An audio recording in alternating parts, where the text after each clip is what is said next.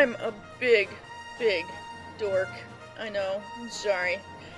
Be glad you're meeting my virtual self instead of my real self, because I'm even more dorky in person.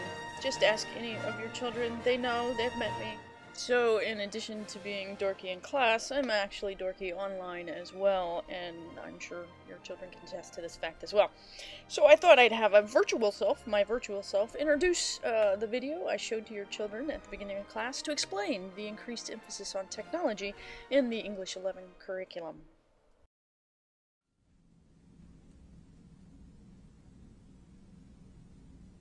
The U.S. Department of Commerce ranked 55 industry sectors by their level of IT intensiveness. Education was ranked number 55, the lowest, below coal mining.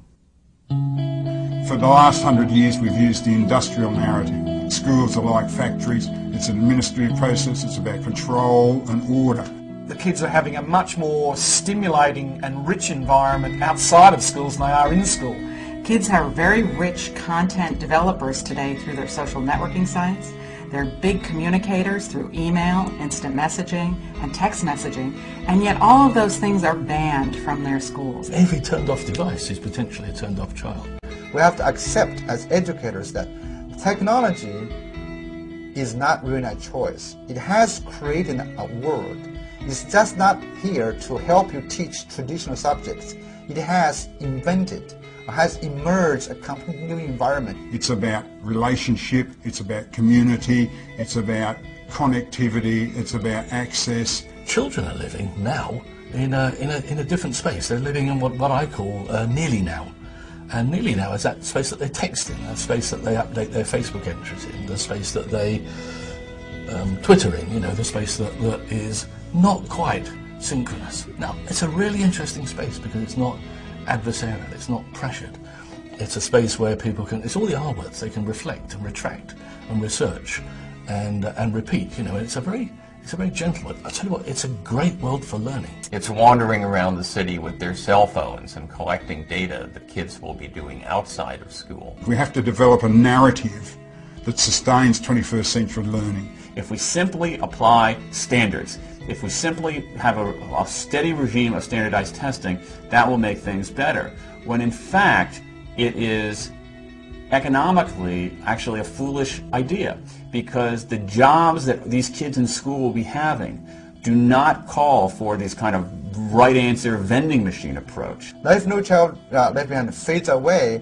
It enables local creativity and innovations. They will be doing work that calls on their artistic abilities, that calls on their abilities of synthesis, that calls on their abilities of understanding the context, that calls on their abilities of working in teams, that calls on their abilities in some sense to be multidisciplinary, multilingual, multicultural.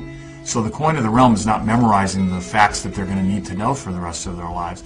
The coin of the realm will be, do you know how to find information? Do you know how to validate it? Do you know how to synthesize it? Do you know how to leverage it? Do you know how to communicate it? Do you know how to collaborate with it? Do you know how to problem solve with it?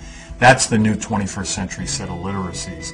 And it looks a lot different than the model that most of us were raised under.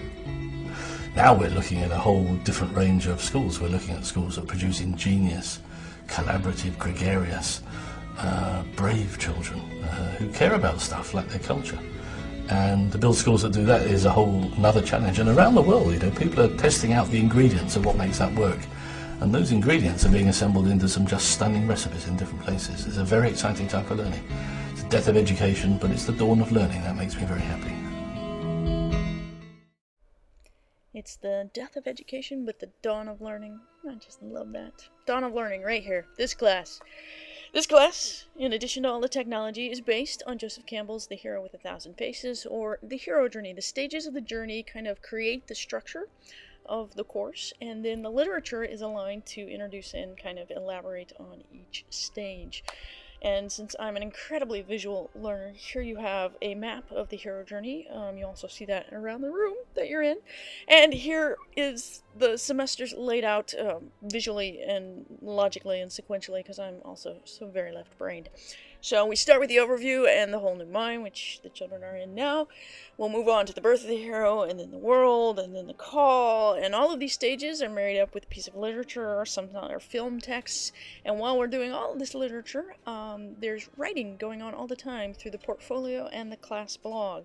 They have a major piece due each semester, and then this all culminates in applying that theoretical lens, the hero journey, to their lives to create their very own hero movie of their life.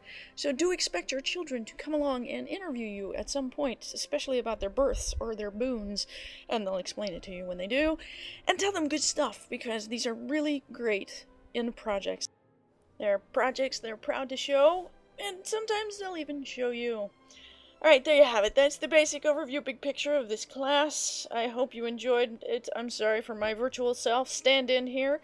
If you have any questions at all, please do not hesitate to contact me. I'm easy to reach and happy to comply. Have a lovely night. Thanks for watching.